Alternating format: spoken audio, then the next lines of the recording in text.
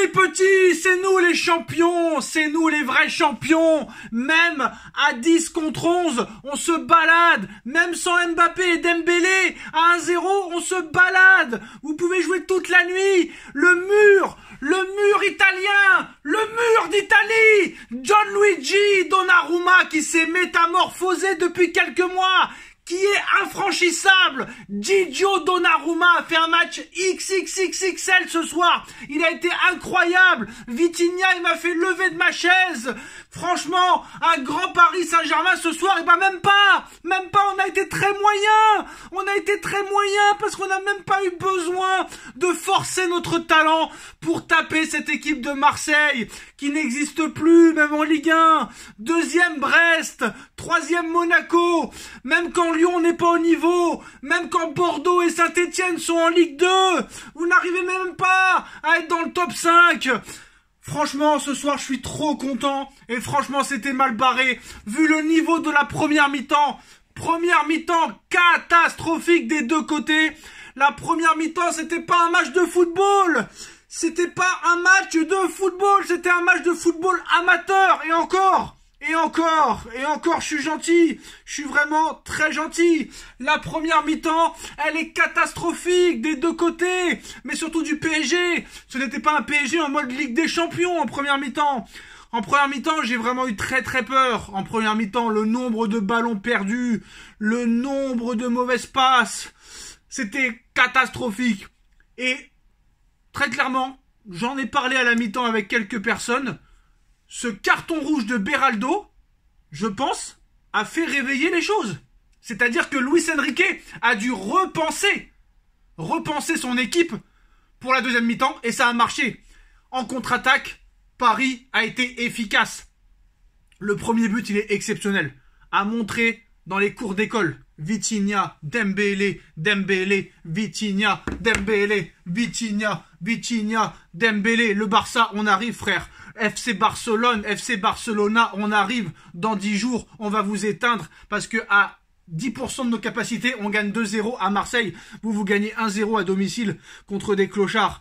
Très clairement, ce soir, non seulement on gagne le Classico à 10 contre 11, sans Nuno Mendes, sans Presnel Kipembe, sans Marquinhos, sans Milan Skriniar, Ugarte sur le banc, Gonzalo Ramos sur le banc, et à 1-0, à 10 contre 11, on se permet de sortir Dembélé et Mbappé, qui sont peut-être les deux meilleurs joueurs de l'effectif, pour faire rentrer Gonzalo Ramos, Asensio, et en plus de ça, Gonzalo il marque. Regardez ce qu'il vous a fait, Gonzalo. Gonzalo Ramos. Je pense que Gonzalo, franchement, ça va lui faire un bien fou. Il a déjà été buteur à l'aller. 3 buts contre Marseille en 2 matchs, Gonzalo Ramos. 3 buts en 2 matchs. Bon, la première mi-temps, il faut l'oublier, mi-temps affreuse. Ça a été un rythme de sénateur, d'un match de U9, de U7, je ne sais pas. Par contre, Fabian Ruiz, calamiteux, catastrophique. Il faut enlever Ruiz et mettre Ugarte, Luis. Luis, fais-moi plaisir. T'es peut-être le meilleur entraîneur du Paris Saint-Germain de l'histoire. À vérifier. On verra en demi-finale de Coupe de France et en Ligue des Champions ce que ça va donner. Mais Luis, tu me fais lever de ma chaise depuis quelques semaines. Ce pressing tout-terrain, ces attaques directes, ce changement de jeu en plein match. On laisse tomber la possession et on joue en contre-attaque. Luis Enrique peut innover à tout moment dans le match. Et ça, on l'avait pas avec les précédents coachs. C'est ça qui change. Luis Enrique a apporté du sang neuf à cette équipe. Marco, tu peux pas jouer avec nous. T'as une hygiène de vie de merde. Tu dois dégager. Léo Messi, t'es le plus grand joueur de l'histoire. Tu dois dégager. Neymar, t'es le plus gros gâchis de l'histoire du foot. Tu dois dégager. Vous devez dégager. Vous n'avez pas réussi au PSG. Vous devez partir. Et ils sont partis. Et le PSG se porte beaucoup mieux sans ces Neymar, sans ces Verratti et sans Léo Messi, avec tout le respect que j'ai pour lui.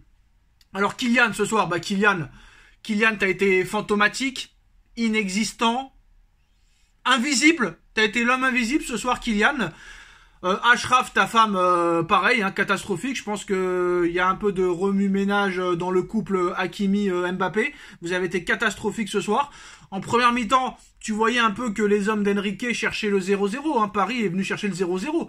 Et c'est vraiment ce 10 contre 11 qui a fait que Enrique leur a expliqué à la mi-temps, on n'a plus rien à perdre. Donc on va pas subir pendant 45 voire 50 minutes en deuxième mi-temps pour assurer le 0-0. Non, on aura des possibilités en contre-attaque, vu que Marseille, ils vont être poussés par tout le Vélodrome pour gagner ce match, vu qu'ils n'ont plus rien à perdre dans son championnat. Et d'avoir fait attendre et faire venir Marseille dans notre camp, et d'avoir subi quelques occasions, nous a permis de jouer en contre-attaque. Et le premier but de Vitinha avec Dembélé, c'est un but en contre exceptionnel. Et le but de Ramos à la fin, c'est un but aussi en contre exceptionnel. Parce que l'Olympique de Marseille, les Marseillais ont vraiment attaqué à partir du 1-0. Et ça a été en danger parce que la défense parisienne, toutes les relances de balles de merde, toutes les pertes de balles de merde. Heureusement qu'il y a eu un Gigi Donnarumma exceptionnel. J'arrive plus à dire ton nom. Comment t'appelles-tu, Gigio Donnarumma, il a été exceptionnel. Des doubles arrêts, des triples arrêts, des quadruples arrêts, des quintuples arrêts.